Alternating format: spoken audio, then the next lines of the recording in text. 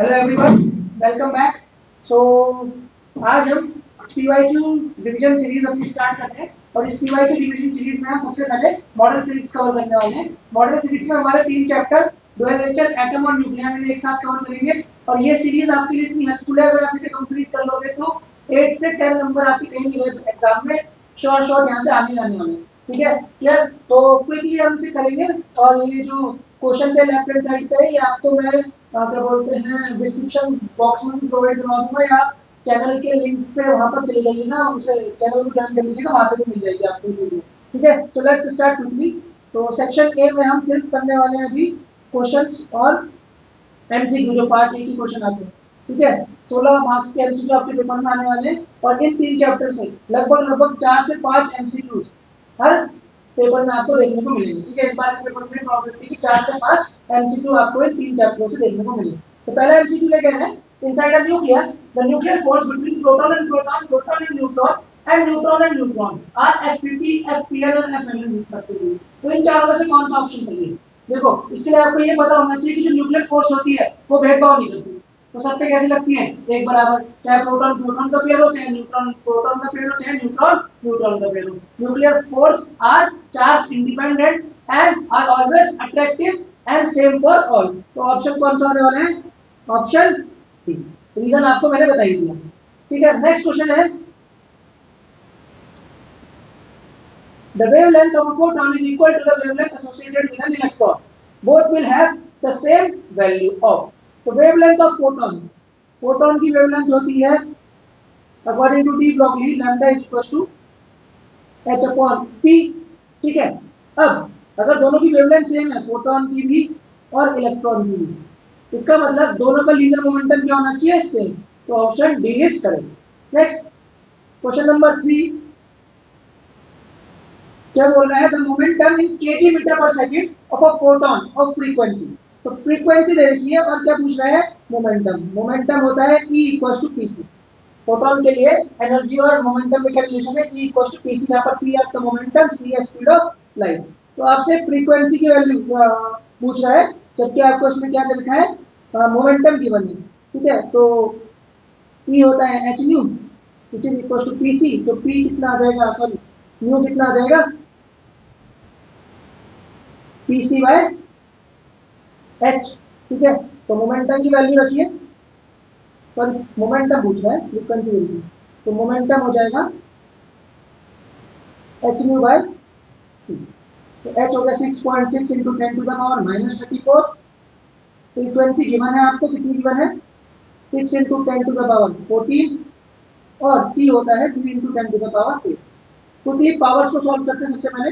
तो ये हो जाएगा 6.6 इंटू 6 डिवाइडेड बाय 3 और पावर सॉल्व करके कितना आएगा? 10 टू द पावर माइनस 20 और नीचे से 8 के ऊपर चले जाएगा, यानी 10 टू द पावर माइनस 28। 3 1 जा 3 2 जा।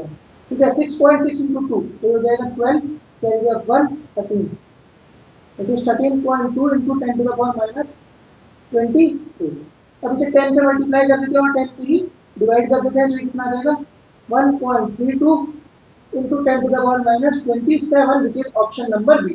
ठीक, clear? Next, question number 4. Assertion: X-rays are produced when slow-moving electrons are stopped by a metal target of high atomic number. बिल्कुल सही बात, इसे कहते हैं ब्रैमस्टन लंग रेडिएशन। ठीक है,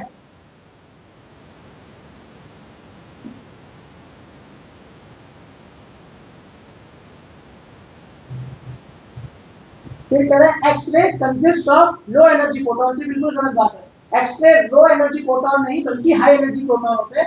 हम अगर ये स्पेक्ट्रम की बात करें तो उसमें सबसे पहले गामा आता है, then your X, then U, then V, then I, then M, then R. तो गामा इज मोस्ट एनर्जेटिक। इसके बाद नेक्स्ट एनर्जेटिक जो होती है वो कौन सी होती है? अपनी एक्सरेज। तो X-rays are also highly energetic. ठीक है, क्लियर? तो assertion is true but reason is false। A true है और R false है। Question number 5, the binding energy per nucleon is practically constant for mass number in the range 30 to 170। बिल्कुल सही बात। ठीक है, रीजन क्या बता रहा है इसका, nuclear forces between the nuclears for mass numbers in the range 30 to 170 are not short range. ये गलत बात है, nuclear forces are always short range. ठीक है, न्यूक्लियर फोर्सेस की प्रॉपर्टी होती है they are also short range. ठीक है, तो असम्पशन ट्रू है और रीजन फॉल्स। एक्चुअल रीजन क्या है इसका, इसका रीजन है सैचुरेशन प्रॉपर्टी।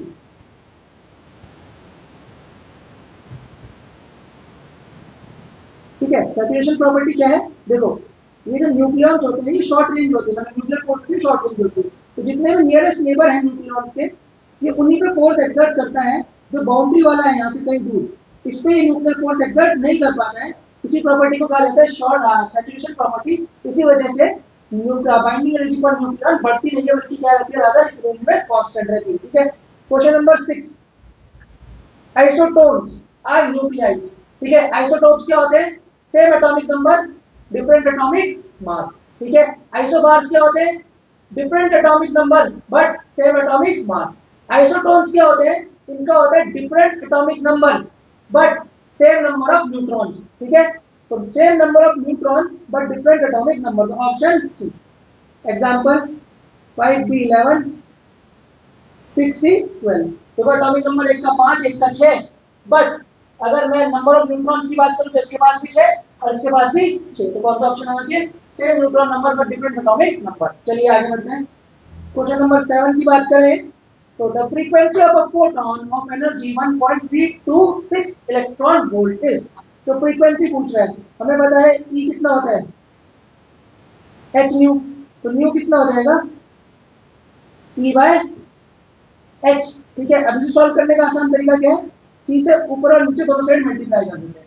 उससे क्या होगा, ई कितना है 1.326 इलेक्ट्रॉन वोल्ट इनटू सी की वैल्यू कितनी होती है 3 × 10⁻8।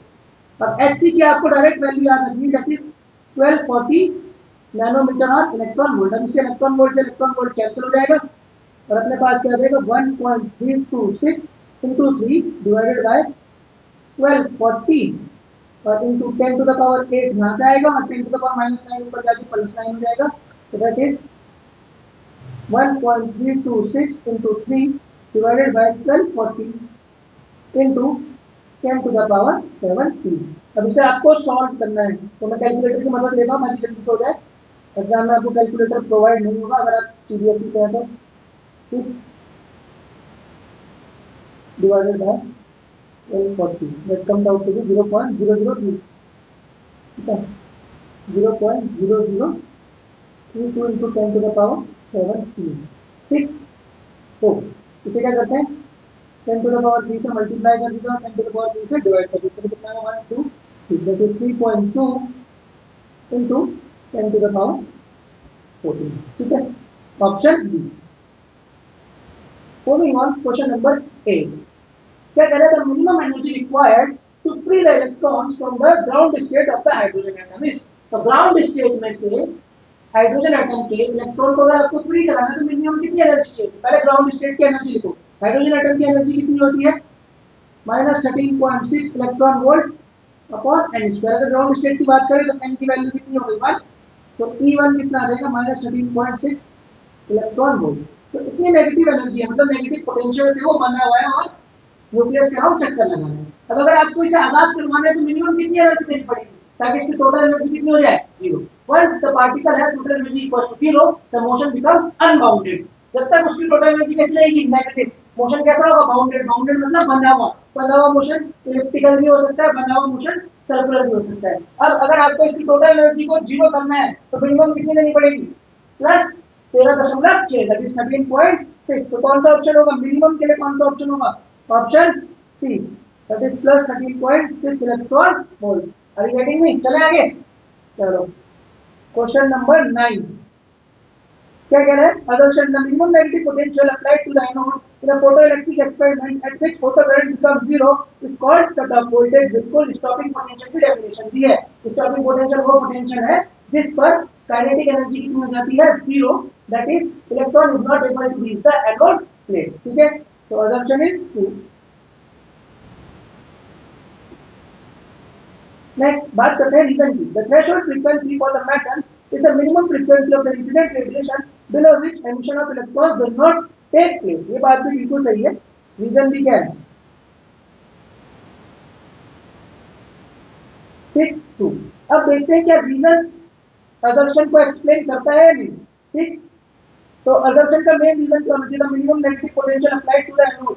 ठीक है, in a photoelectric experiment at which photoelectric current becomes less for cutoff voltage। cutoff voltage की डेफिनेशन दे रहा है। cutoff voltage को एक्सप्लेन करने के लिए हमें ये एक्सप्लेन करना पड़ेगा कि वो वोल्टेज जिस पे काइनेटिक एनर्जी कितनी हो जाती है? जीरो, मतलब electron is not able to reach the positive anode plate. तो ये रीजन जो है ये अपने आप में सही है, बट कहीं से भी इस स्टेटमेंट को एक्सप्लेन नहीं करता है। तो reason is not the correct explanation in my opinion. ठीक है,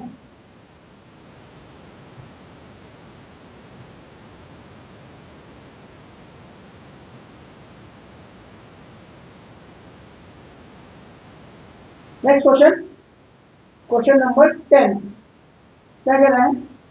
The de Broglie wavelength associated with an electron of mass me and a proton mass mp moving with same velocity of lambda e and lambda p respectively. The values of lambda e and lambda p। पहले आप de Broglie wavelength को form कर लीजिए। lambda कितना होता है? h upon p, that is h upon m। यहाँ से आपको देखने को मिलेगा that lambda is inversely proportional to mass, क्योंकि वेलोसिटी कांस्टेंट दी है, सेम वेलोसिटी बोला है ना, तो वेलोसिटी कांस्टेंट दी थी तो वेलोसिटी पे खत्म हो गया, lambda is inversely proportional to mass.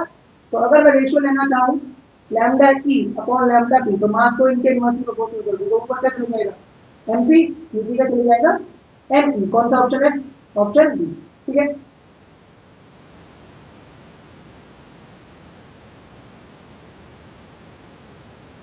Now question number 11।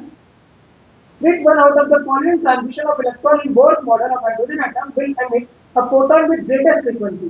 सबसे बड़ी फ्रीक्वेंसी किसकी होगी? देखो, इसको समझने के लिए कॉन्सेप्ट समझो क्या delta E is equal to E final minus E initial, और ये किसके बराबर होता है? H u. अब दो लेवल्स के बीच का गैप जितना बड़ा होगा, एच तो कांस्टेंट है, फ्रीक्वेंसी तो उतनी ज्यादा आएगी। मतलब ऐसे दो लेवल्स चुनने हैं इन चारों के ऑप्शन में से जिनके बीच का गैप सबसे बड़ा है। अगर 3 से 1 की बात करें तो इनका गैप ऑब्वियसली बड़ा है। 3 से 2 की बात करें तो इससे बड़ा तो गैप नहीं हो सकता है ना, क्योंकि ये दो सब्सिक्वेंट लेवल है। मैं इनको बना देता हूँ, देखो n equal to 1 minus 13.6 electron volt, n equal to 2 कितना आता है? 13.6 3.4 minus 3.4 electron volt, n equal to 3 के कॉरेस्पॉन्डिंग कितना आएगा? ये 1 2 है और 3 है, दैट इज 13.6 डिवाइडेड बाय 9, ये 1.51 आएगा। और लास्ट n इक्वल टू 4 से बात करना ना, n इक्वल टू 4 की बात करूं तो 16 से डिवाइड करेंगे तो माइनस 0.85। तो अब देखो इनमें से सबसे बड़ा गैप कौन सा दिख रहा है? मुझे तो सबसे बड़ा गैप ये दिख रहा है, 3 से 1 वाला। ये एनर्जी का गैप बहुत बड़ा है ना। इसके कंपैरिजन में अगर 3 से 2 को देखो तो ये गैप छोटा है, 4 से 3 को देखूं तो ये गैप तो और छोटा है, और 4 से 2 को देखूं ये गैप भी क्या है इनके कंपैरिजन में? छोटा। तो सबसे बड़ा गैप किसका है? 3 से लेके 1 का। तो इसी के कॉरेस्पॉन्डिंग सबसे बड़ी फ्रीक्वेंसी या सबसे बड़ी एनर्जी का डिफरेंस भी आएगा। तो ऑप्शन कौन सा होना चाहिए? Option A. ठीक,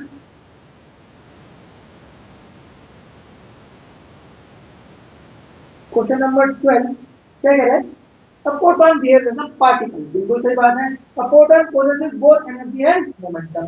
तो assertion true। फोटोन की energy E equals to h nu h c by lambda, और E equals to p c. तो मोमेंटम कितना आता है फोटोन का?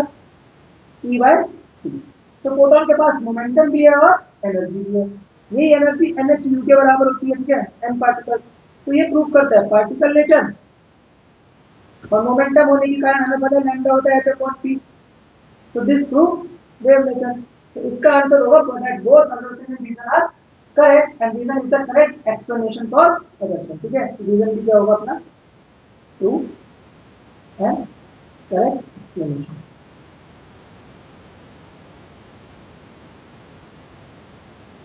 बड़े आगे क्वेश्चन नंबर 13। इसमें 4 स्टेटमेंट है, हमें बताने कौन सा सही है। photons of light show diffraction whereas electrons do not show diffraction. गलत, एक्स-रे डिफ्रैक्शन में इलेक्ट्रॉन क्या करते हैं, डिफ्रैक्शन शो करते हैं, तो ये स्टेटमेंट तो गलत हो गया। Electrons have momentum whereas photons do not have momentum. अभी भी गलत साबित होगा, photon का momentum अपने निकालेंगे बस। Photons of light and electrons both exhibit dual nature. ये बिल्कुल सही बात है, ठीक है, दोनों ही क्या करते हैं, dual nature एग्जिस्ट करते हैं। Last statement, all electromagnetic radiations do not have photons, बिल्कुल गलत बात, सारी इलेक्ट्रोमैग्नेटिक रेडिएशंस किससे मिलकर बनी है, फोटोन से, ठीक है। तो 13 का ऑप्शन नंबर सी। 14, ये अच्छा क्वेश्चन है। A beam of red light and a beam of blue light have equal intensities.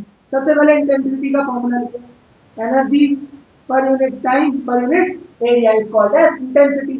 अब अगर एक तरफ रेड की बात करते हैं और एक तरफ ब्लू, एरिया दोनों का सेम है, टाइम दोनों के लिए सेम है, तो किस पर डिपेंड करने वाले हैं, इंटेंसिटी से, एनर्जी पे, और दोनों की इंटेंसिटी क्या बोल रही है इसमें same, that is I red is equal to I blue. अब आई रेड कितनी होगी, number of photons of red h and frequency of wave. I blue कितनी होगी, number of photons of blue h and frequency of blue. Now you all know that blue की frequency red की frequency से बहुत ज्यादा होती है, तो सिंस ब्लू की फ्रीक्वेंसी रेड की फ्रीक्वेंसी से ज्यादा है, तो इन दोनों का अगर मैं रेशियो ले लूं, that is n red nu red, ये इक्वल रख दी दोनों को, और is equal to n blue nu blue. तो मुझे क्या मिलेगा, since nu blue is greater than nu red, तो इस रेशियो को इक्वल मेंटेन करने के लिए n रेड को क्या होना पड़ेगा, n ब्लू से ज्यादा। तो कौन सा ऑप्शन सही है, the red beam has more number of photons than the blue beam, option number, ठीक, क्लियर, चले आगे। क्वेश्चन नंबर 15, assertion, इन क्वेश्चंस में से किसी में भी आपको डाउट हो तो कमेंट सेक्शन में मेंशन कर देना, एक्सप्लेन कर देंगे तुम्हारे, ठीक है। 15, assertion, for monochromatic incident radiation the emitted photoelectrons from a given metal has speed ranging from 0 to certain maximum value, बिल्कुल सही बात। अगर मैं काइनेटिक एनर्जी मैक्स की इक्वेशन लिखूं तो ये कितना आती है, h nu minus h nu not. अब दो अलग अलग इलेक्ट्रॉन्स की मिनिमम एनर्जी किसी की 0 हो सकती है और मैक्सिमम कितनी हो सकती है, यही मैक्स, ठीक है। तो एनर्जी कहां से कहां लाइन करेगी, 0 से लेके यही मैक्स तक, तो स्पीड भी कहां से लाइन करेगी, 0 से लेके v मैक्स तक।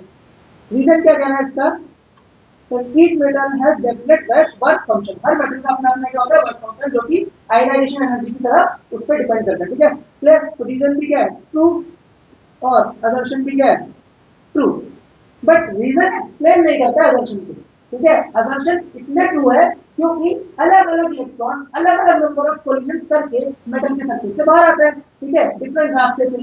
तो जिसके नंबर ऑफ कोलिजन ज्यादा होंगे उसकी एनर्जी भी ज्यादा खर्च हो जाएगी, तो उसकी काइनेटिक एनर्जी ऑब्वियसली लो आएगी, और जिसके नंबर ऑफ कोलिजन कम होंगे जो एकदम से मारा जाएगा उसकी काइनेटिक एनर्जी ज्यादा आएगी। तो assertion true, reason true, but not the correct explanation.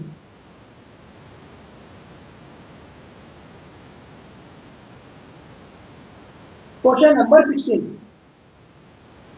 The stopping potential we not measure in a photoelectric experiment for a metal surface is plotted against frequency, ठीक है। स्टॉपिंग पोटेंशियल और frequency का graph निकालना है, तो निकालते हैं। हमें पता है के ई मैक्स कितना होता है, एच न्यू माइनस पाई नॉट, पाई नॉट का फंक्शन है, के ई मैक्स कितना हो जाएगा, E into V stopping, h nu minus पाई नॉट, तो वी स्टॉपिंग कितना आ जाएगा, एच न्यू बटे ई माइनस पाई नॉट बटे ई। नाउ इन सारे क्वेश्चंस में आपको equation of a straight line से कंपेयर करना है, that is y equals to mx plus c, जहां पर आप सभी जानते हैं कि m क्या होती है, स्लोप, और c क्या होता है, y इंटरसेप्ट। अब बस आंसर करना बहुत आसान हो जाएगा इसके बाद, इतनी इंफॉर्मेशन है अपने घर की, ठीक। Then the value of charge of an electron is given by, ठीक है, चार्ज की वैल्यू पूछ रहा है, स्लोप m है, तो हमें पता है कि यहां से अगर हम कंपेयर करेंगे तो m कितना आ गया, h बाय e, दोनों इक्वेशन को कंपेयर करो, y आ गया vs, x हो गया न्यू, c हो गया pi naught by e minus pi naught by e, और m कितना हो गया h बाय e, तो e कितना हो जाएगा, h बाय m। तो चार्ज पूछ रहा है, कौन सा ऑप्शन होगा, option number C, third, e कितना आ गया h बटे n, ठीक है। नेक्स्ट क्वेश्चन नंबर 17 कह रहा है lambda e, lambda p and lambda d be the wavelengths associated with an electron, proton and a deuteron all moving with same speed। तो आपको पता है लैम्डा होता है h upon mv। अगर सबकी स्पीड सेम हो गई तो किसके प्रोपोर्शनल आएगा? Inversely proportional to mass. ऐसा क्वेश्चन हमने पहले भी करा है, lambda is inversely proportional to mass. अब ये बताना है कि इलेक्ट्रॉन, प्रोटॉन और न्यूट्रॉन में से सबसे भारी कौन सा है? सबसे भारी कौन सा है? इलेक्ट्रॉन सबसे हल्का, मास कितना 9.1 × 10⁻31 kg। प्रोटॉन उससे थोड़ा सा भारी, मास कितना 1.65 × 10⁻27 kg। Mass of proton 1836 times होता है मास ऑफ इलेक्ट्रॉन रफली, ठीक। तो इतने गुना भारी है proton as compare to electron. और बात करें अगर ड्यूट्रॉन की, तो ड्यूट्रॉन के पास एक प्रोटॉन और एक न्यूट्रॉन, तो मतलब डबल मास। तो सबसे बड़ा मास है ड्यूट्रॉन का। Mass of deuteron greater then mass of proton greater then mass of electron. तो इनकी डी प्रोबेबिलिटी इनवर्स उसमें हो जाएगी। तो लैम्डा ड्यूट्रॉन सबसे छोटा, तो लैम्डा प्रोटॉन, और सबसे बड़ा कौन सा होगा? Lambda electron. तो कौन सा ऑप्शन सही है? ऑप्शन सही है ऑप्शन बी, इसमें लिखा है कि lambda electron greater than lambda proton greater than lambda D. Correct option is option B, ठीक, clear. Which of the following figures correctly represent the shape of curve of binding energy per nucleon as a function of time? तो कौन सा है? Option B 56 iron है जिसकी binding energy क्या होती है? मैक्सिमम। मैं दिखा भी सकता हूँ आपको, पिछली वीडियो में भी दिखाया था मैंने ग्राफ। तो ये रेफरेंस के लिए आपका ग्राफ ये ना, ठीक। तो देखो एक्जेक्टली शेप मैच कर दिए दोनों की। बस यहाँ पे इन्होंने पीक्स में दिखाई है, 56 के कॉरस्पॉन्डिंग दिखाया है कि maximum binding energy per nucleon है, ठीक। क्वेश्चन नंबर 19, तो इसका ऑप्शन होने वाला है ऑप्शन ए। क्वेश्चन नंबर कौन सा है? 18। Question number 19, assertion the potential energy of an electron revolving in any stationary orbit in a hydrogen atom is positive। बिल्कुल गलत। मैंने तुम्हें समझाया है कि पोटेंशियल एनर्जी या फिर टोटल एनर्जी हमेशा कैसे आती है? नेगेटिव। जब भी बाउंडेड मोशन होगा तो टोटल एनर्जी और पोटेंशियल एनर्जी कैसे होगी? नेगेटिव, क्योंकि नेगेटिव पोटेंशियल एनर्जी दर्शाती है कि पोटेंशियल कैसा है? अट्रैक्टिव। और पॉजिटिव पोटेंशियल एनर्जी दर्शाती है कि पोटेंशियल कैसा है? रिपल्सिव।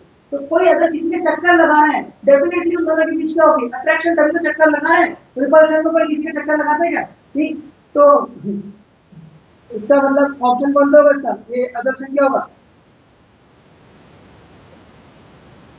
फॉल्स। और reason? the total energy of a charged particle is always positive। गलत। पॉजिटिव भी हो सकती है, नेगेटिव भी हो सकती है और जीरो भी हो सकती है। टोटल एनर्जी कैन बी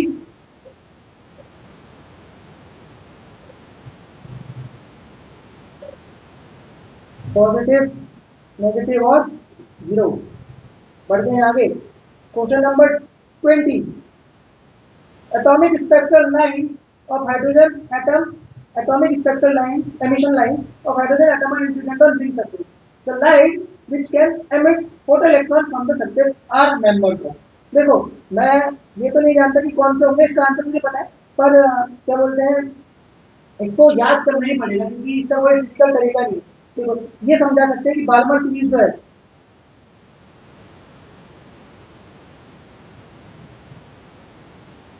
ये लाई करती है इंफ्रारेड रीजन में। किस रीजन में लाई करती है? इंफ्रारेड। लाइमर ये विजिबल में लाई करती है। बाल्मर लाई करती है विजिबल में, लाइमर लाई करती है यूवी में, और पास्टन लाई करती है इंफ्रारेड में, ठीक। अब जिंक सरफेस से जब फोटो इलेक्ट्रिक एमिशन होता है तो उसका वर्क फंक्शन लगभग विजिबल लाइट की रेंज में आता है। तो इसलिए इसका ऑप्शन क्या होगा? ऑप्शन ए बाल्मर सीरीज, ठीक। क्वेश्चन नंबर 21, 21 क्या कह रहा है? देखो energy of hydrogen atom in ground state कितनी है? -13.6 electron volt. Its energy in n orbit corresponding to quantum number n is 0.544। तो n की वैल्यू पूछा, देखो फॉर्मूला रखो। n कितना होता है? -13.6 इलेक्ट्रॉन वोल्ट बटे n स्क्वायर। तो n स्क्वायर कितना देगा?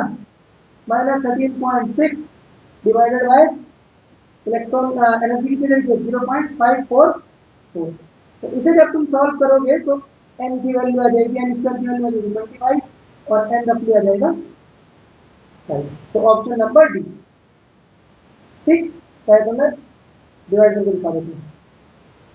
13.6 divided by 0.544 which is exactly equal to 25 और इसका आप रूट निकालोगे कितना आएगा 5। ठीक है। 22 assertion in the Bohr model of an hydrogen atom the angular momentum of an electron in an array orbit is proportional to the square root of the radius। बिल्कुल L क्या होता है NH upon 2 pi radius की तो मैं बात ही नहीं, L is directly proportional to n, that is principal quantum number है ना।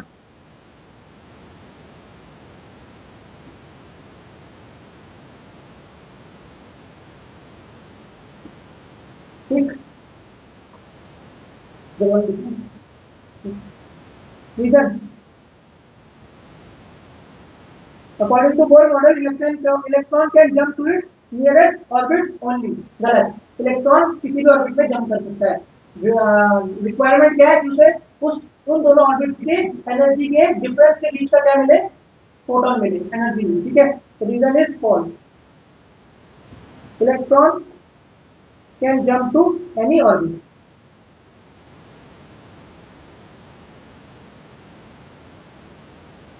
ठीक है। 23rd the kinetic energy of an alpha particle is 4 times। तो kinetic energy of alpha particle is 4 times kinetic energy of proton। क्या पूछा है, lambda ratio of lambda alpha upon lambda P.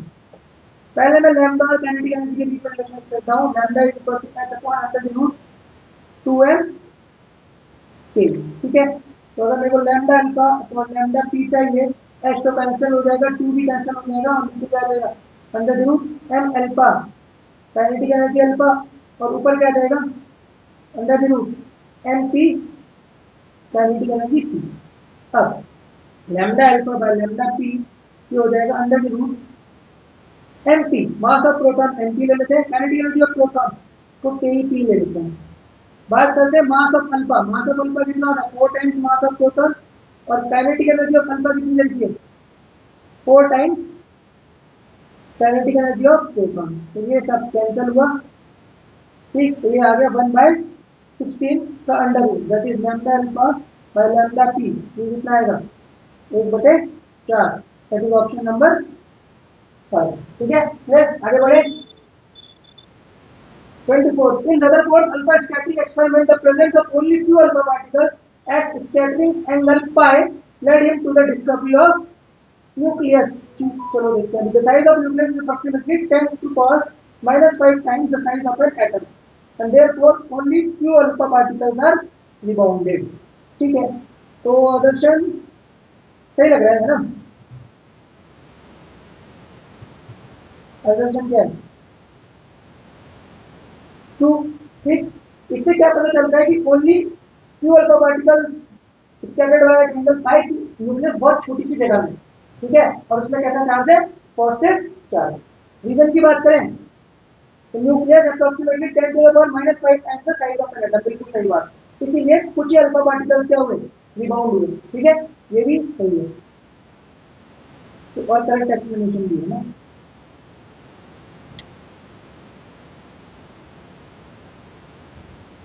Next 25 the Balmer series in hydrogen atom spectrum is formed when the electron jumps from higher energy state to ground state। गलत, Lyman के लिए होता है higher energy state to ground state. Balmer के लिए क्या होता है higher energy state to first excited state. Lyman के लिए एन फाइनल कितना होता है 1 और एन इनिशियल कितना हो सकता है कोई भी हायर स्टेट।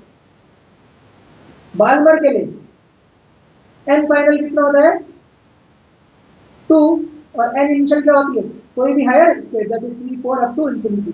तो assumption क्या हो गया false हो गया। Reason in Bohr's model of an hydrogen atom the electrons can jump successive orbits. ये भी तो समझा है, ये रीजन गलत है। It can jump to any orbit है ना। Next 26 during the formation of a nucleus the mass effect produced is the source of binding energy of the nucleus। बिल्कुल सही बात, मास इफेक्ट कॉन्सेप्ट में आपको मिल जाएगा। ठीक है, और for all nuclear the value of binding energy per nucleon increases with mass number, ये गलत है।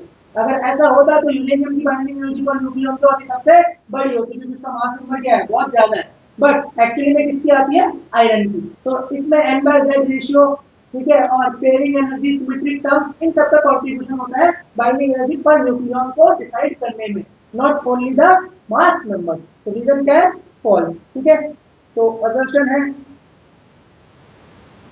ट्रू, रीजन है false.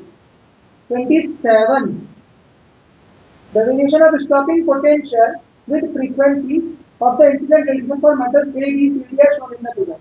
For the same frequency of incident radiation producing photoelectrons in all metals, the kinetic energy of photoelectrons will be maximum for. देखो बहुत बढ़िया question है, मैं समझाने की कोशिश करता हूँ।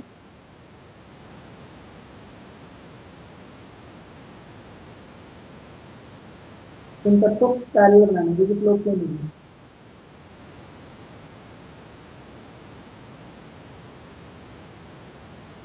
अभी मैं कर देते हैं एक्सटेंड, ये जाके यहाँ टकराएगा, ये जाके यहाँ टकराएगा। तो ये जो डी वाला है इसका वर्क फंक्शन सबसे बड़ा है ना, 5 कॉट डी। गौर से देखो, डी वाले का वर्क फंक्शन सबसे बड़ा है और सबसे छोटा किसका आ रहा है, ए वाले का, है ना। तो 5/E देखना है, ये ए बी सी और डी। अब जरा काइनेटिक एनर्जी के फॉर्मूले पे चलते हैं। के मैक्स कितना होता है, h nu minus pi not. अब न्यू कर दिया अपन ने फिक्स, इन्होंने क्वेश्चन में दिया ना, for the same frequency, same frequency, इसका मतलब न्यू क्या कर दिया, फिक्स कर दिया। न्यू फिक्स कर दिया तो अब सब कुछ खेल किस पर डिपेंड करेगा, पाई नॉट पे। पाई नॉट जितना बड़ा ये डिफरेंस उतना छोटा, और डिफरेंस इतना छोटा काइनेटिक एनर्जी इतनी कम। तो सबसे बड़ा पाई नॉट किसका है, डी वाले का। तो इसके लिए डिफरेंस उतना बड़ा आएगा, काइनेटिक एनर्जी इतनी कम आएगी। सबसे कम पाई नॉट कितना है, किसके लिए, ए के लिए। तो इसका डिफरेंस क्या आएगा, सबसे छोटा आएगा, काइनेटिक एनर्जी इतनी ज्यादा आएगी। तो ऑप्शन कौन सा होगा, ए। ठीक, next 28, the energy of an electron in the ground state of hydrogen atom is this. The kinetic and potential energy of the electron in the first excited state. देखो question दिया है फर्स्ट एक्साइटेड स्टेट का। First excited state En कितना होता है, -13.6 electron volt upon n square. अब ground state शुरू होता है n इक्वल टू 1 से, तो फर्स्ट एक्साइटेड स्टेट कब आएगा, n इक्वल टू 2 पे। तो E2 कितना आ जाता है, -13.6 divided by 4 electron volt, which comes out to be -3.4, है ना। 3.4 आएगा, हाँ 3.4 इलेक्ट्रॉन वोल्ट। ठीक, अब पोटेंशियल एनर्जी होती है ट्वाइस ऑफ टोटल एनर्जी, तो कितनी हो जाएगी, -6.8 इलेक्ट्रॉन वोल्ट। और काइनेटिक एनर्जी होती है negative of total energy, that is +3.4। ठीक, तो कौन सा ऑप्शन है, ऑप्शन सी, जिसमें काइनेटिक एनर्जी कितने है, बल्कि 3.4 और पोटेंशियल एनर्जी कितने है, -6.8 electron volt. Good to go, आगे बढ़े। 29, क्या कह रहा था, potential energy between two nucleons inside a nucleus is minimum at a distance of about 0.8 पर। ये कहोगे आपसे कहां से आया, इसका ग्राफ बता देता हूं। ये एनसीईआरटी में गिवन है, शायद जो लेटेस्ट एडिशन है उसमें से गायब है, ये पुरानी एनसीईआरटी में भी खाएंगे। तो ये जो ग्राफ है, ये जो आर नोट आ रहा है, मिनिमम वैल्यू आ रही है इसकी, ये कहां पर आती है, 0.8 पर मीटर। तो देखो दिख रहा होगा आपको यहाँ पर, ये 1 पर मीटर, तो डेफिनेटली 1 से क्या होगा, कम। तो कितना है, 0.8। ऑप्शन में और तो है ही नहीं, 1 से कम कोई ऑप्शन है ही नहीं, सारे कितने 1.6 2 2.8, तो 1 से कम एक ही ऑप्शन है 0.8। इस पर पोटेंशियल एनर्जी आ जाती है मिनिमम। इसके इधर पोटेंशियल एनर्जी पॉजिटिव आती है, इसका मतलब है कि रिपल्शन होता है। क्यों होता है ऐसा, ये भी समझाया ना। इसके इधर वाला जो रीजन है, इसमें डिस्टेंस बहुत छोटी हो जाती है। बहुत छोटी होने की वजह से जो कूलर रिपल्शन होता है वो डोमिनेट करने लग जाता है as compare to the nuclear attraction. तो ओवरऑल फोर्स कैसी बन जाती है, रिपल्सिव। ओवरऑल पोटेंशियल कैसा जाता है, रिपल्सिव। ठीक है, तो इस रीजन से इधर रिपल्सिव है, इससे इधर अट्रैक्टिव। देखो बढ़िया, ठीक, क्योंकि पोटेंशियल एनर्जी क्या है, ओवरऑल नेगेटिव। इससे इधर जाओगे पोटेंशियल एनर्जी क्या होगी, पॉजिटिव पोटेंशियल पॉजिटिव का मतलब मैंने नहीं बार आपको समझाया मींस रिपल्शन। ठीक, एक बात चलिए ठीक है। क्वेश्चन नंबर 30 क्या कह रहे हैं? An alpha particle is moving towards the gold nucleus. The impact parameter is maximum for the scattering angle b equal to 180 degree. अब impact parameter भी समझाना पड़ेगा, ठीक समझो। इसीलिए मैंने ये टॉपिक वहां पर भी कराए थे, मैं चाह रहा था कि क्वेश्चंस पे कराऊंगा, यहाँ से आप सीखो आसानी से समझ पड़ जाएगी। तो एक ग्राफ को देखो इस बारे में, इस कर्व पे गौर करो। इम्पैक्ट पैरामीटर होता क्या है? ये ऑब्जर्व होता है अल्फा पार्टिकल स्कैटरिंग एक्सपेरिमेंट में, जो डायग्राम मार्क्सन ने करा था, जिससे रदरफोर्ड ने अपनी कंक्लूजन निकाले थे और सबसे पहला एटम का मॉडल दिया था उनके अकॉर्डिंग। ठीक है, क्लियर? अब इम्पैक्ट पैरामीटर कहते हैं बी को। अब बी होता क्या है? बी होता है कि जो अल्फा पार्टिकल की इनिशियल वेलोसिटी की डायरेक्शन है, मानो ये आपका गोल्ड का न्यूक्लियस है और अल्फा पार्टिकल इनिशियली इस डायरेक्शन में जा रहा है, तो ये गोल्ड के न्यूक्लियस से जो सेंटर से जो लाइन बनती है ना, ठीक, और ये अल्फा पार्टिकल के इनिशियल वेलोसिटी वेक्टर के बीच में, मतलब जो इनिशियल डायरेक्शन थी अल्फा पार्टिकल की, कितना परपेंडिकुलर डिस्टेंस है, इसी को क्या कहते हैं? Impact parameter. अब ये परपेंडिकुलर डिस्टेंस जितना ज्यादा होगा, मतलब ये उतना ऊपर से निकल रहा है, और जितना ऊपर से निकलेगा तो बढ़िया से आराम से निकल जाएगा। जितना इसके करीब से होता हुआ गुजरेगा तो ये इसे रिपेल करेगा, और क्या होगा यहाँ पर? डेविएशन। तो देखो जितना करीब से गुजरता है उतना बड़ा डेविएशन, अगर बिल्कुल सीधी लाइन में आ रहा है तो डेविएशन कितने से होगा? 180 डिग्री, वापस हो जाएगा सीधा आ रहा है। तो ये अपना न्यूक्लियस पड़ा है, ठीक है, यहाँ पर न्यूक्लियस है, ये सीधे अगर ऐसे आ रहा है तो टकरा के क्या हो जाएगा? एग्जैक्टली वापस रिपल्सिव पोटेंशियल लगेगा, इसी से डिस्टेंस ऑफ क्लोजेस्ट अप्रोच पे आता है। ठीक है, क्लियर? बट जितना ये डिस्टेंस बढ़ेगा, जैसे ऊपर वाला देखो आराम से निकल गया, इस ग्राफ पे गौर करो, तो सबसे ऊपर वाला है, इसके लिए इम्पैक्ट पैरामीटर बी की वैल्यू क्या है? लार्ज। लार्ज बी की वैल्यू का मतलब ये अनडिविएटेड पास हो गया, बी की वैल्यू थोड़ी कम मतलब हल्का डिविएशन, बी की वैल्यू थोड़ी सी और कम मतलब थोड़ा ज्यादा डेविएशन, और बी की वैल्यू 0 मतलब डेविएशन बाय 180 डिग्री। तो ऑप्शन पढ़ो, मतलब assumption पढ़ो, an alpha particle is moving towards a gold nucleus, the impact parameter is maximum for the scattering angle of 180 degree। उल्टा है, impact parameter is minimum। ठीक है, मिनिमम है ना इम्पैक्ट पैरामीटर है क्या? बी। जितना छोटा होगा डेविएशन उतनी बड़ी, तो जी कितना है? बी 0 है ना, तो assumption क्या हो गया? फॉल्स, क्योंकि for theta equals to 180 degree B कितना होना चाहिए? 0। बी का फॉर्मूला भी मैं लिखा देता हूँ, 1/4 पाई epsilon not Z square cos theta by 2 upon kinetic. ठीक है, तो more the value of B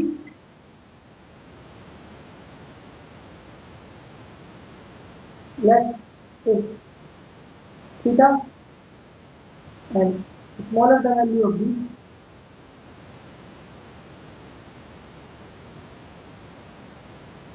greater is deviation। ठीक है, b जितना बड़ा डेविएशन उतना छोटा, और b जितना छोटा डेविएशन उतना बड़ा। ठीक है, क्लियर? डन। तो ये तो गलत हो गया, impact parameter is an alpha scattering experiment does not depend upon the atomic number of target nucleus. ये गलत है, डिपेंड करता है एटॉमिक नंबर पे। देखो जेड आ रहा है तो assumption भी फॉल्स है और रीजन भी फॉल्स है, क्योंकि अल्फा पार्टिकल स्कैटरिंग एक्सपेरिमेंट में इम्पैक्ट पैरामीटर डायरेक्टली प्रोपोर्शनल होता है एटॉमिक नंबर के। ठीक, ये फॉर्मूला याद रख लेना, जहां पर मैं बता देता हूं जेड क्या है? एटॉमिक नंबर,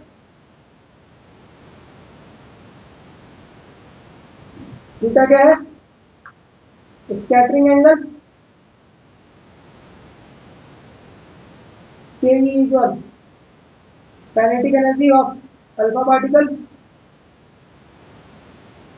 ठीक, और बचा कुछ नहीं, बी पे इम्पैक्ट करने के लिए। चलिए आगे बढ़ते हैं क्वेश्चन नंबर 31 में, टाइम चेंज करते हैं बोले जैसे 31 में जो quantum nature of light explains the observation of photoelectric effect as there is minimum frequency of incident radiation below which no atoms are emitted, the maximum kinetic energy of the photoelectron depends only on the frequency of incident light। ठीक है, तो option A सही हो जाएगा इसमें। when the metal surface is illuminated electrons are ejected from the surface after some time, instantly हो जाते हैं, ठीक है। and the photoelectric current is independent of the intensity of incident radiation, गलत है, photoelectric current is dependent on the intensity of incident radiation, तो option A सही होगा।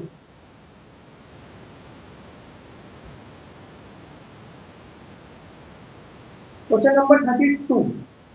The radius of nth orbit in Bohr's model of an hydrogen atom varies with ns.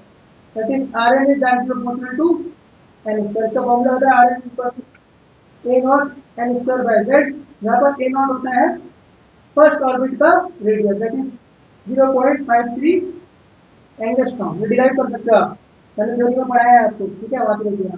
33.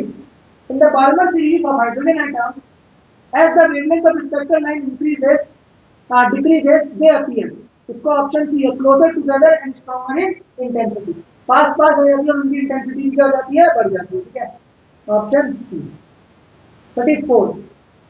A proton and an alpha particle having equal intensity velocities approach a target nucleus. They come momentarily to rest and then reverse their direction. The ratio of the distance of closest approach of the proton to that of alpha particle. अब मैं समझाता हूँ distance of closest approach.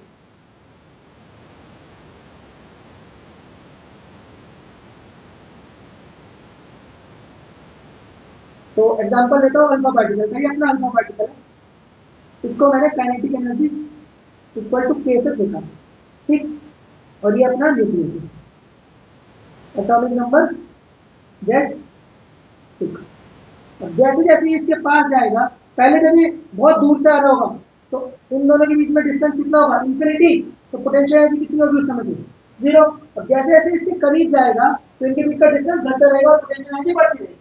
Potential energy बढ़ेगी क्योंकि दोनों positively charge है, तो इन दोनों के बीच में क्या होगी, रिपल्शन, और रिपल्शन की वजह से इसकी काइनेटिक एनर्जी क्या होती जाएगी, कम कम कम कम कम, एक पॉइंट पे आके इसकी काइनेटिक एनर्जी कितनी हो जाएगी, 0, और ये पलटी हो जाएगा, ठीक। इसी पॉइंट को क्या कहते हैं, डिस्टेंस ऑफ क्लोजेस्ट अप्रोच, मतलब न्यूक्लियस से कितना क्लोज या सबसे करीब कितना वो पहुंच पाए, स्मॉल डी। अब इसे अगर आपको कैलकुलेट करना है, you just need to apply conservation of energy. Conservation of energy apply करो, तो यहाँ पर अल्फा पार्टिकल के पास सीट क्या है, काइनेटिक एनर्जी, पोटेंशियल एनर्जी कितनी है, 0।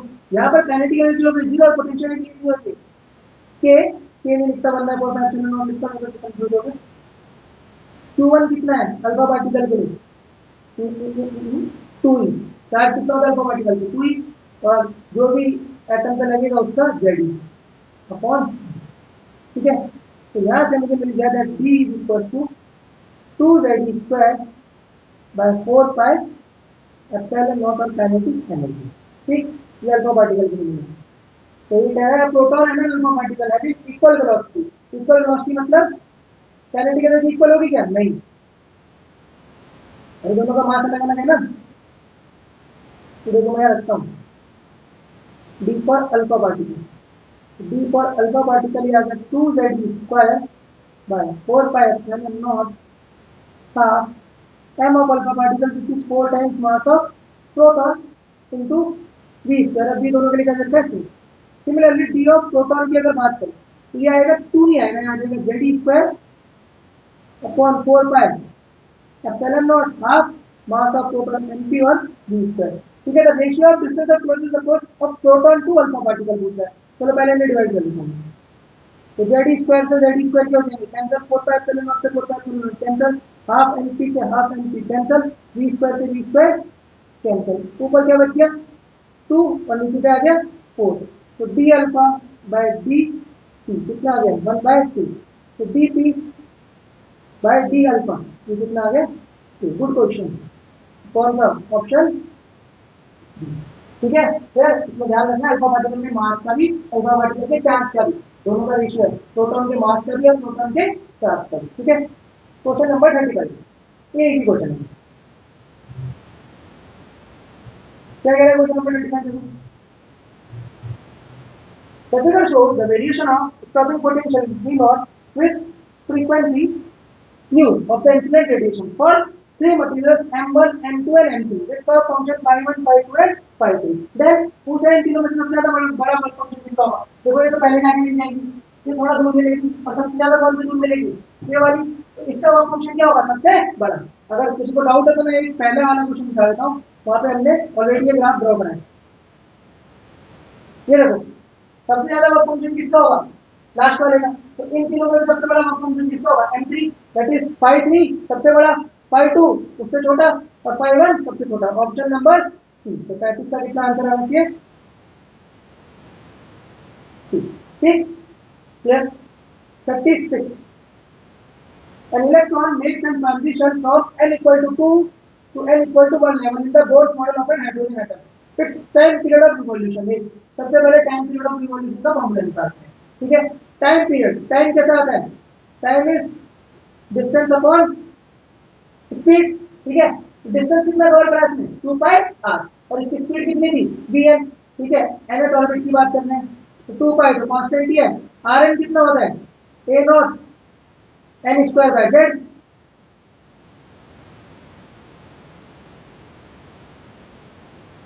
और vn कितना आता है? v naught z by n। तो कुल मिला के मोटा मोटी time period is directly proportional किसका आ जाता है? n क्यू। हमें सिर्फ प्रोपोर्शनलिटी देखनी है, n ऊपर चले जाएगा तो ये सब तो कांस्टेंट ही है, तो टाइम पीरियड किसके प्रोपोर्शनल आ जाएगा? n Q. बस इससे हमें मतलब था। अब n इक्वल टू 2 से n इक्वल टू 1, तो जब n इक्वल टू 2 है तो time period of second level कितना आ जाएगा? 2 का क्यूब इज 8, और time period of first level कितना आ जाएगा? 1 का क्यूब इज 1। इनमें कितना डिफरेंस है? डिफरेंस कितने का है? 7, है ना? तो अगर इसमें डिक्रीज बताना है, कितने से डिक्रीज करेगा? डिक्रीज कितने से करेगा ये? इसका रेशियो निकाल देना। पहले 8 था, फिर कितना होगा? 1, तो डिक्रीज कितने का है? 7 डिवाइडेड बाय इनिशियल कितना था?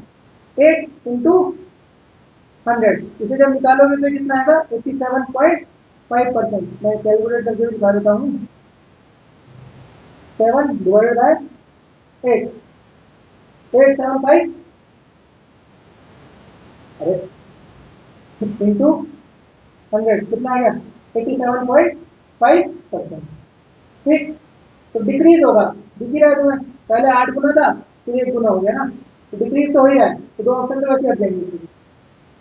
फिर कह रहा है assertion, question number 37, photoelectric effect demonstrate the particle nature of light. बिल्कुल सही बात, photo current is proportional to the frequency, गलत बात है ना। फोटो करंट किसके प्रोपोर्शनल होता है? इंटेंसिटी के, ना कि फ्रीक्वेंसी के। तो 37 का ए क्या है? ट्रू, और आर क्या है? फॉल्स। क्वेश्चन नंबर 38 देखो भैया, the work function for photosensitive surface is this the cut off wavelength for photoelectric photo emission of electrons. बड़ा आसान, पाई नॉट कितना होता है भैया? H by lambda naught. तो लैम्डा नॉट कितना आएगा? H by pi not. अब कई बार बताए हैं, एच की वैल्यू 1240 नैनोमीटर इलेक्ट्रॉन वोल्ट, और पाई नॉट कितना देना है? 3.315 इलेक्ट्रॉन वोल्ट।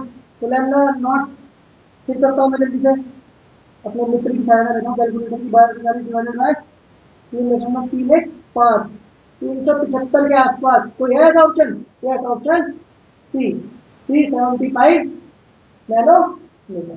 ठीक, क्वेश्चन नंबर 39, इनमें से कौन सा स्टेटमेंट करेक्ट नहीं है according to Rutherford model? Most of the space inside an atom is empty, सही बात। The electron revolves around the nucleus under the influence of Coulomb force acting on them, सही बात। Most part of the mass of the atom and positive charge are concentrated at its center, जिसे nucleus बुलाते हैं, बिल्कुल सही बात। तो चौथा पॉइंट पक्का गलत होगा। The stability of the atom was established by this model। अगर हो जाती तो बोल थोड़ी आते। स्टेबिलिटी वाज नॉट एस्टैब्लिश्ड, किसने एस्टैब्लिश करी थी? Bohr model. ठीक है, तो कौन सा ऑप्शन है गलत? डी। फोटॉन have energies, एक electron 2 electron volt are successively incident on a metallic surface of work function 0.5। the ratio of kinetic energy of most energetic photoelectrons in the two cases। बड़ी आसान ratio वाला question. तो के max कितना होगा? H nu minus pi not. ठीक है, तो फोटोन ऑफ एनर्जी पहला कितना है? 1 electron volt minus pi naught is equal to K max 1, और के मैक्स अच्छा ये भी दे देता है 0.5 नॉट दे देता ना 0.5 दे देता ना बस पूछो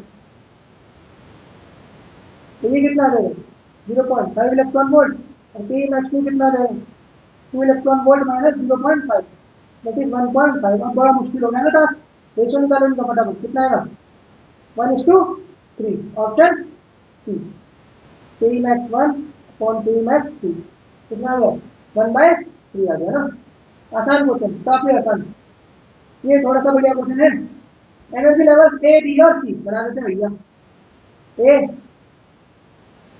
बी और C of an atom such that C सबसे बड़ा है बी छोटा है और सबसे कम कौन सा है ए लैम्डा 1 लैम्डा 2 और लैम्डा 3 की wavelengths from C to B C to B कौन सी है लैम्डा ठीक है बी टू ए कौन सी है लैम्डा 2 और सी टू ए कौन सी है लैम्डा 2 तो इनके बीच में रिलेशन पूछना है सबसे पहले हम बोर्ड का थर्ड पोस्टमेंट लगाते हैं ई सी माइनस ई ए कितना दे रखा है H C by lambda 3 equation 1 E C minus E B ये कितना बोला है H C by lambda 1 equation 2 और E C sorry E B minus E A ये कितना बोला है H C by lambda 2 equation number 3 अब हम इक्वेशन नंबर 1 और 2 को सम कर देते हैं तो क्या मिलेगा ई बी से E B that is E C minus E A is H C by lambda 1 plus H C by अब इक्वेशन नंबर 1 को देखो ई सी माइनस ई ए की वैल्यू कितनी है H C by lambda 3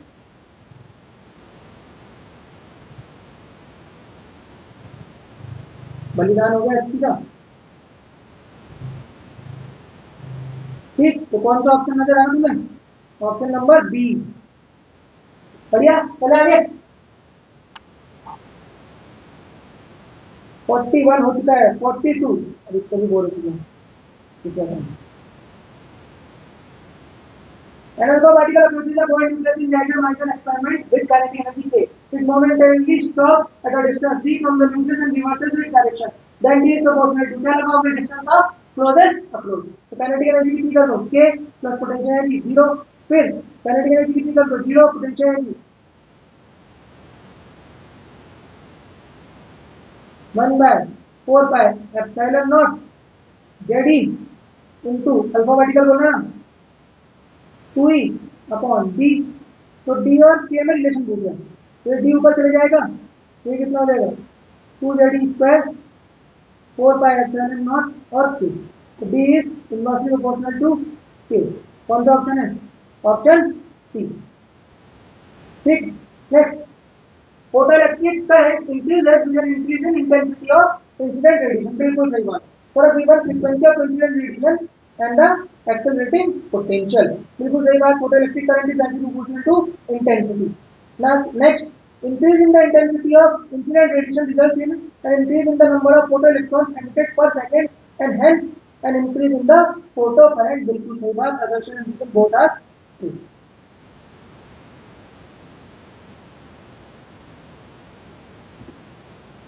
reason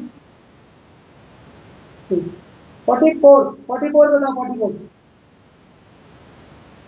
the transition of electrons that gives rise to the formation of the second spectral line of the Balmer series अब Balmer के लिए n prime कितना होता है 2 n initial कितना हो सकता है 3 और 4 तो 3 से 2 पे आएगी वो पहली लाइन होगी 4 से 2 पे आएगी वो दूसरी लाइन तो आंसर क्या होना चाहिए n इनिशियल 4 n फाइनल 2 कौन सा ऑप्शन है सी ठीक 45 two beams A and B whose photon energies are 3.3 and 11.2 respectively illuminate a metallic surface ठीक है तो E1 दे रखा है EA दे रखा है 3.3 इलेक्ट्रॉन वोल्ट और EB दे रखा है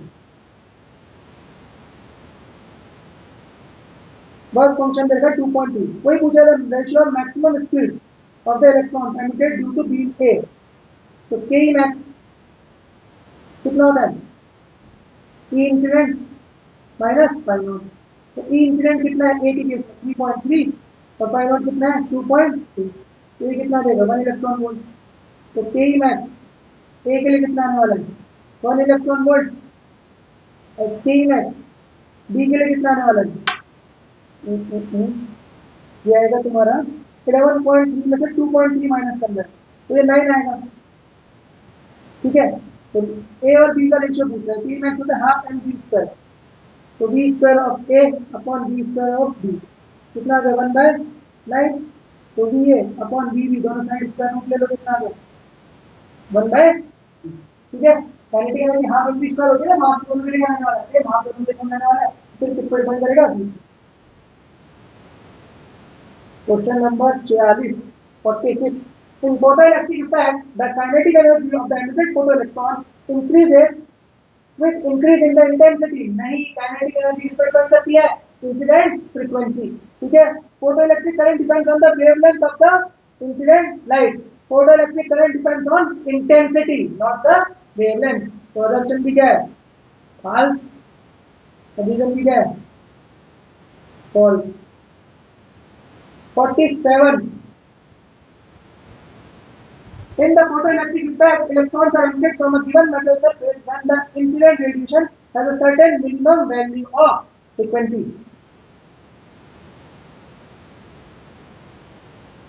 48 in Bohr's model of an hydrogen atom the increase in the angular momentum of an electron when it is excited from n equal to 1 to n equal to 3, पहले n equal to 1 के लिए angular momentum कितना आएगा h upon 2 pi, l equal to 3 के लिए लिखते हैं तो कितना आएगा 3 h upon 2 pi, n h upon 2 pi होता है ना। ठीक, तो डिफरेंस कितने का है, डिफरेंस है 3h upon 2 pi minus h upon 2 pi, कितने का इंक्रीज हुआ 2h upon 2 pi, जो कि कितना आएगा ऑप्शन नंबर डी। ठीक, a positively charged particle of mass m having velocity v is bombarded on a heavy nucleus of charge z, its distance of closest approach from the nucleus is proportional to, फिर वही closest approach proportional kinetic energy k is equal to potential energy 1/4 pi epsilon naught z e का square divided by d, तो d कितना हो जाएगा z e का square 4 pi epsilon not, और kinetic energy ये 2 चले जाएगा ऊपर mv स्क्वायर, तो z e square upon mv square, तो e तो कांस्टेंट ही है, तो ये किसके प्रोपोर्शनल आ गया z अपॉन mv स्क्वायर। कौन सा ऑप्शन है z अपॉन mv स्क्वायर है क्या, ऑप्शन नंबर 2। ठीक, क्लियर। 50 हाफ सेंचुरी होगी भाई। assertion work function of different metals are different, सही बात, metal differs in their conductivity, ये भी सही बात, बट ये वर्क फंक्शन को एक्सप्लेन नहीं करता है। assertion ट्रू, रीजन भी true but not correct explanation. Correct explanation क्या होगा, वर्क फंक्शन डिफरेंट क्यों आता है, क्योंकि सब मेटल्स की आयनाइजेशन एनर्जी क्या होती है डिफरेंट। ठीक है, क्लियर, चलो आगे बढ़ें। 51 the energy of a photon of wavelength lambda is E होता है hc by lambda, option A. ठीक, 52 the ratio of nuclear density of two nuclei is having mass number 64 and 125, nuclei lecture में जाना और properties of nuclear में जाना, वहां पर डेंसिटी में जाना, वहां पर मैंने नोट पे दिखाया है nuclear density is independent of mass number, तो मास नंबर कुछ भी हो न्यूक्लियर डेंसिटी क्या आने वाली है सेम, तो option D. 53 the diagram shows four energy levels of an electron in Bohr's model of hydrogen atom. Identify the transition in which the emitted photon will have highest energy। सबसे आसान, जिसमें gap सबसे बड़ा, energy उसमें सबसे ज्यादा। मैं 1 को देखूं, 2 को देखूं, 3 को देखूं और 4 को देखूं, तो मेरे को अपनी नेकेड आई से गैप सबसे बड़ा किसमें लग रहा है 1 में, तो देखो ना गैप सबसे बड़ा किसमें लग रहा है 1, ये छोटा है, ये भी छोटा है, ये सबसे बड़ा किसमें 1, 1 किसके कॉरस्पॉन्डिंग है 3 से 1, दैट इज ऑप्शन ए। जितना बड़ा गैप उतनी ज्यादा एनर्जी का डिफरेंस। उतनी बड़ी फ्रीक्वेंसी, उतनी छोटी wavelength. 54 figure shows a plot of 1 by lambda, stopping potential versus 1 by lambda, ठीक है। the slope of this line बड़ा सा e v stopping कितना होता है h by lambda minus phi naught, तो v stopping कितना हो जाएगा h by e lambda minus phi naught। फिर किससे कंपेयर करो उसे y equal to mx plus c से। m बदल दिया कितना है यहाँ h बटे e, y कितना है v स्टॉपिंग, x कितना है 1 बाय लैम्डा और y इंटरसेप्ट कितना है फाइंड कर दिया जाएगा। y इंटरसेप्ट आएगा तुम्हारा sin नॉट बाय e। और इतनी सारी जानकारी दे दी जो पूछा है बता दो। स्लोप पूछ रहा है, स्लोप कितनी है h bye e, option C. 55 photons of energy 3.2 electron volt are incident on a photosensitive surface. If the stopping potential for the emitted electron is 1.5 quantum function बड़ा आसान। E v stopping कितना होता है h nu minus phi naught, तो v stopping कितना हो जाता है h nu by e minus phi naught by e। तो phi naught ही पूछ रहा है, छोड़ो नहीं अलग नहीं करता, तो phi naught को ले जाता हूँ ना और h nu plus e into v stopping. h nu कितना देगा 3.2 इलेक्ट्रॉन वोल्ट और e इंटू v स्टॉपिंग कितना देगा 1.5, तो 1.5 इलेक्ट्रॉन वोल्ट, तो कितना हो गया 4.7 ना, तो ऑप्शन डी। ठीक 56 which of the following statement is not true for nuclear force? They are stronger than Coulomb, बिल्कुल सही बात। They have about the same magnitude for different pairs of nucleons, बिल्कुल सही बात, भेदभाव नहीं करती। They are always attractive, गलत। मैंने बताया ना ये ग्राफ आया था ऊपर 0.8 पर भी से नीचे क्या है रिपल्सिव है, ठीक है, तो option C. 57 a proton and an alpha particle have the same kinetic energy, the ratio of d Broglie wavelengths, so lambda is h upon under root 2m, के kinetic energy सेम हो गई, तो lambda is inversely proportional to mass, तो proton versus alpha का ratio पूछा है, तो नीचे क्या आएगा एमपी, ऊपर क्या आएगा एम अल्फा। अल्फा पार्टिकल होता है हीलियम का न्यूक्लियस, जिसमें होते हैं 2 प्रोटॉन और 2 neutron, that is 4 times mass of proton upon mass of proton, इतना मास ऑफ प्रोटॉन आएगा, तो ये हो जाएगा कैंसल, कितना आएगा 4। अच्छा रूट भी तो है,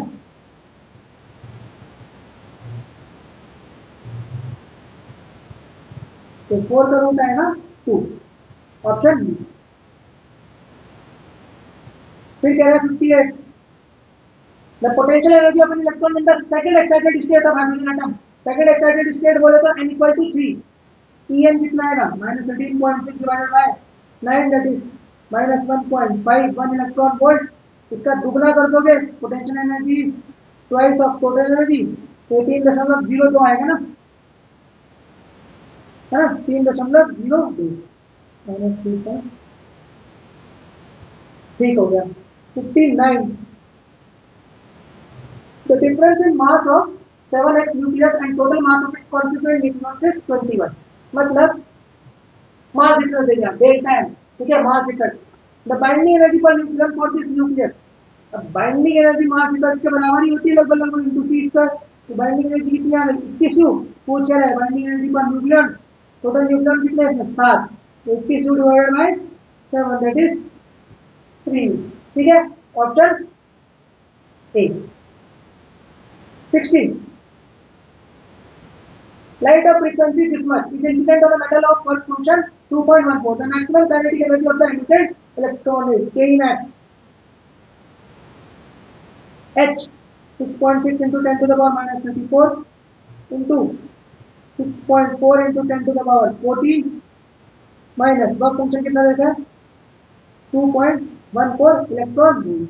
अब कुछ नहीं करना है, इसे 6.6 को मल्टीप्लाई कर देना 6.4 से into 10 to the power minus 20 आएगा 2.14, आंसर इलेक्ट्रॉन वोल्ट में देना ना, तो इसे भी इलेक्ट्रॉन वोल्ट में कन्वर्ट करने की कोशिश करते हैं। तो ये हो गया एच म्यू, ठीक। तो एच को ऐसे रहने देते हैं,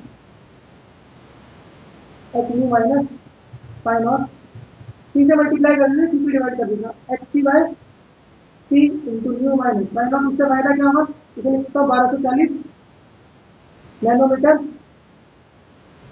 और इलेक्ट्रॉन वोल्ट इंटू न्यू से मल्टीप्लाई कर दूंगा, न्यू कितना देगा 6.4 into 10 to the power 14 minus और अपॉन सी डी है, तो 3 into 10 to the power 8 minus pi naught कितना है 2.14 इलेक्ट्रॉन वोल्ट। तो अब थोड़ी सी कैलकुलेशन करनी पड़ेगी, तो जल्दी से कर देते हैं। 1240 इंटू 6.4, ठीक, डिवाइड बाय 3, 2645 और पावर को देखें तो आ जाएगी 10 टू द पावर 14 और 9 जाएगा तो आएगा तुम्हारा 14 में से 9 गया 5 into 10 to the power minus 8 minus 2.14 electron volt, ठीक। तो ये आ गया 2.645 electron volt minus 2.14 electron volt. तो कर देते हैं डिवाइड, माइनस सॉरी 2.645 माइनस 2.14 0.505 है कोई ऐसा ऑप्शन, है ना, ऑप्शन बी 0.51 इलेक्ट्रॉन, ठीक है। फाउंड ऑफ करोगे 9052 0.51, ठीक। 61 तो ratio of maximum frequency and minimum frequency of light emitted in Balmer series. Maximum frequency Lyman Balmer, Balmer की बात करते हैं तो बाल्मर के लिए एम वैल्यू कितना होता है 2 और एम इनिशियल कितना होता है 3, तो ये गैप सबसे कम है, ठीक है। तो फ्रीक्वेंसी भी क्या आएगी सबसे कम, तो ये हो जाएगा तुम्हारा H U is equal to 13.6 electron volt पर कॉमन है माइनस एन फाइनल का स्क्वायर दैट इज 1/4 और माइनस 1/9, ठीक है। तो ये हो जाएगी मिनिमम फ्रीक्वेंसी।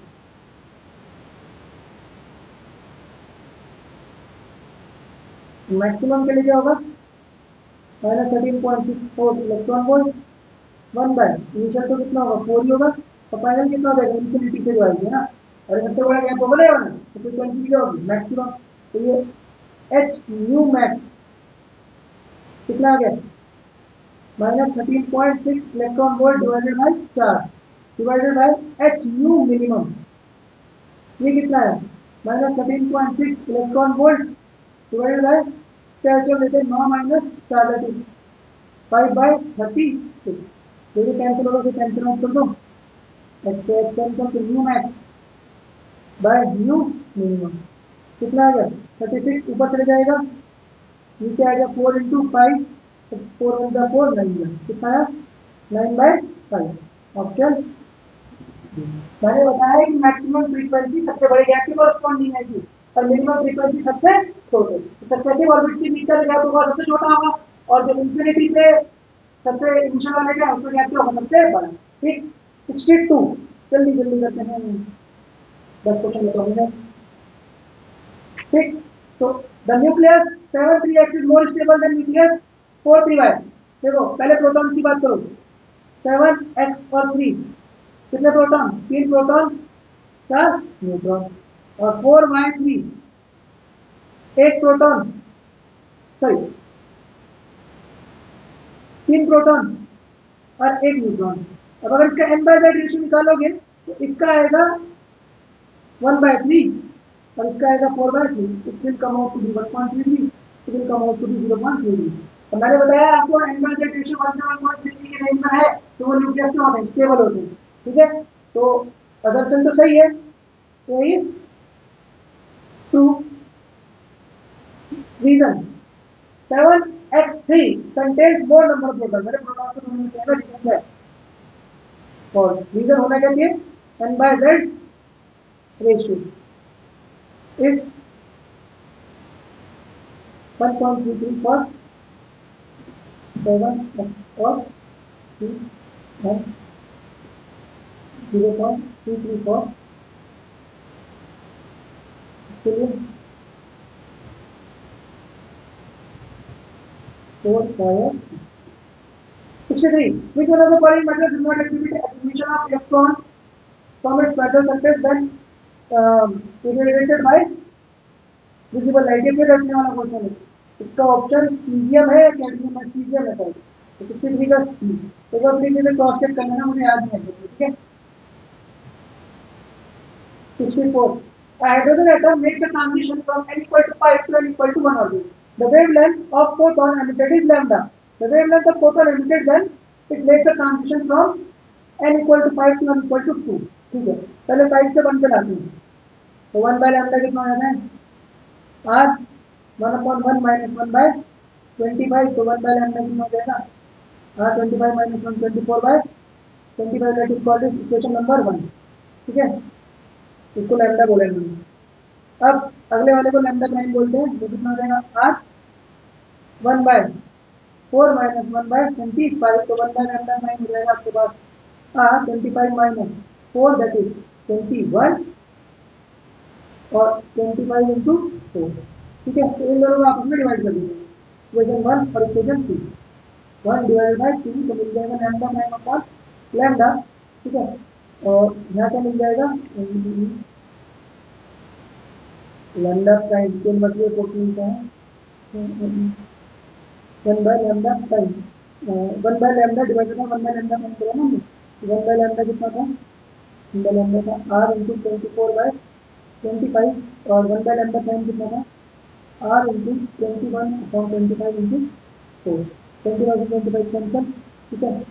r से r कैंसिल. तो लैम्डा प्राइम बाय लैम्डा आ जाएगा 24 into 4 डिवाइडेड बाय 21. जिससे टेबल से काटे तो 7 और ये 8 का 8 4 का 32 by 7. लैम्डा प्राइम आ गया 32 by 7 into lambda. Option number D. ऐसे ही क्वेश्चन मिलेंगे आपको. 65 again easy. The curve of binding energy per nucleon as a function of atomic mass number at the sharp peak for helium nucleus. Sharp peak पर helium nucleus किस वजह से होती है? ये होती है n-band रेशियो से. ये होती है even न्यूट्रॉन नंबर और प्रोटॉन नंबर से. तो that means it is more stable than its neighbors. ठीक हो गया. Hydrogen atom initially in the ground state absorbs a photon which excites it to n equal to 5 level. The wavelength. ठीक है. Initially कहाँ पर है? ground state में. तो 66. डेल्टा ई कितना हो जाएगा? E final minus E initial. कहाँ पर चलेगा? 5 से.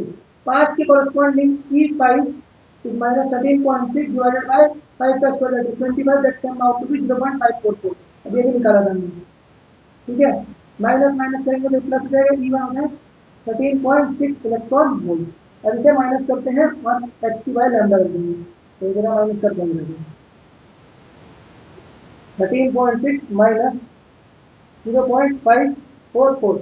तो 13.056 Hc बाय लैम्डा हो जाएगा 13.056. तो लैम्डा हो जाएगा Hc upon 13.056. Hc 1240 nanometre electron volt और लैम्डा के हिसाब से 13.056 इलेक्ट्रॉन वोल्ट. डिवाइड कर देते हैं. 1240 डिवाइडेड बाय 13.056 कितना आया? 94.975 नैनोमीटर. तो 94.975 नैनोमीटर. ऑप्शन डी देखो तो 95 दे देता हूँ जो इसके सबसे करीब है. ठीक है. राउंड अप करेंगे तो 95 दे देगा. Next, mass density of a nucleus is proportional to of mass number A is. Mass density independent of A अभी बनाया था ना 67. Mass density is independent of A. सबके लिए कांस्टेंट आती है 10 to the power 44 न्यूक्लियॉन्स पर मीटर क्यूब और केजी में 10 to the power 17 केजी पर metre cube. 68. According to Bohr's atomic model, the circumference of the electron orbit is always an integral multiple of d log e wavelength. ये भी दिखा देते हैं. Lambda होता है nh upon 2 pi. This is mvr nh upon 2 pi.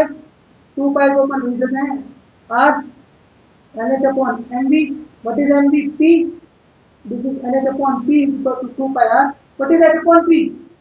Lambda de Broglie wavelength 2 pi r किसके बराबर आ गया? n lambda. ठीक, clear? 69. The nuclear radius of aluminum is this. Find the nuclear radius of this. तो r होता है r not a की power 1/3. तो r aluminium upon r copper हो जाएगा a एल्यूमिनियम की power 1/3 divide by a copper की power 1/3. Aluminium का मास कितना है?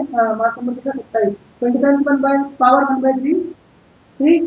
और कॉपर का कितना होता है? 64. 64 की पावर 1/3 4. तो कॉपर का चाहिए, तो आर कॉपर हो जाएगा. तो उल्टा कर देते हैं, अभी करते हैं. R copper by R aluminium हो जाएगा 4/3. आर कॉपर हो जाएगा 4/3 इंटू आर एल्यूमिनियम कितना होगा? 2.6 का 1.24 इंटू 1.2 4.8. ठीक, डन. 70. तो 5 बचेंगे इसके बाद.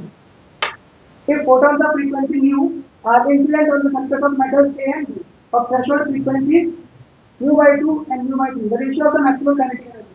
देखो Ke max अगर A के लिए चाहिए तो ये कितना होगा? h mu और इंसिडेंट फ्रीक्वेंसी मतलब थ्रेशोल्ड फ्रीक्वेंसी जो है h mu/2. तो कितना आ जाएगा? h mu/2 है ना. और दूसरे वाले के लिए Ke for B h mu, क्योंकि इंसिडेंट फ्रीक्वेंसी सेम है और थ्रेशोल्ड फ्रीक्वेंसी कितनी है? mu/2. तो ये कितना हो जाएगा? 2h mu/3. अभी इनका रेशियो पूछ रहा है. ठीक है, रेशियो निकालेंगे. h mu से h mu कैंसिल. तो Ke A upon Ke B कितना हो जाएगा? 3 चले जाएगा ऊपर और 2 into 2 is 4. तो ऑप्शन बी 3:4. ठीक. 71 थ्योरेटिकल लग रहा है. When two nuclei A less than 10 fused together to form a heavier nuclei, क्या बोलते हैं इसे? Nuclear fusion. ठीक है, और न्यूक्लियर फ्यूजन में क्या होती है? बाइंडिंग एनर्जी पर न्यूक्लियर इंक्रीज होती है. थ्योरी में देख लेना इसे. In photoelectric effect, the number of emitted photoelectrons is proportional to intensity. The kinetic energy of a proton and that of alpha particle are 4 electron volt and 1 electron volt. The ratio of de Broglie wavelengths.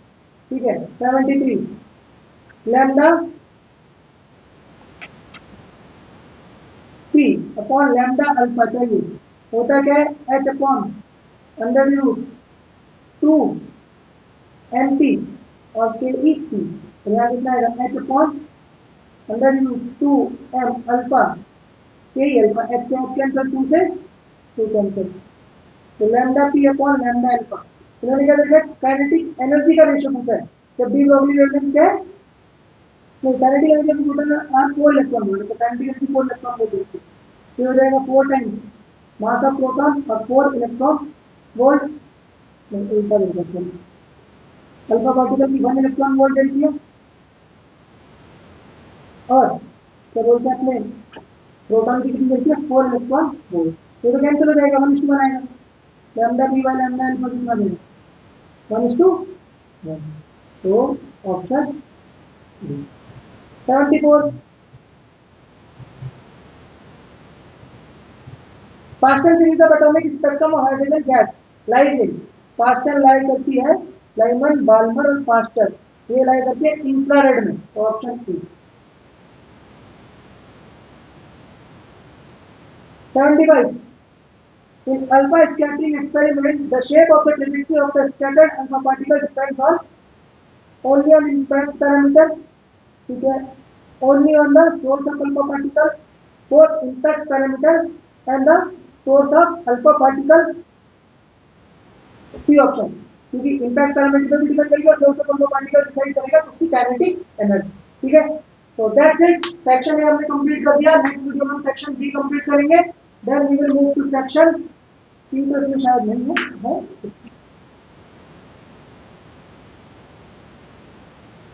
हाँ, section C और फिर section D. ठीक. तो that's it, thank you so much, keep watching, keep learning, इतना आपने कर लिया तो लाइफ जिंगल वाला है। चलो डन।